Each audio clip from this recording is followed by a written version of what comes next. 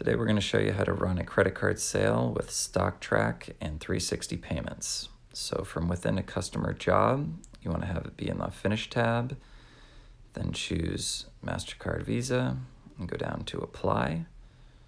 Then over to the right, click on Print Invoice.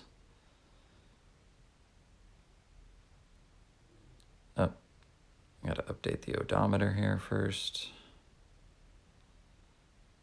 And then click Print Invoice.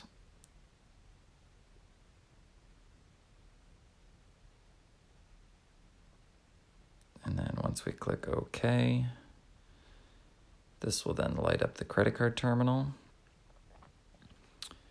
and prompt the customer to enter their card. Once the transaction is approved, it will prompt the customer to sign digitally.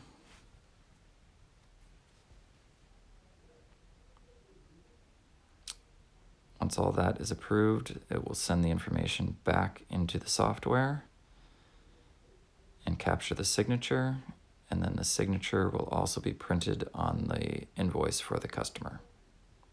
Thanks for watching.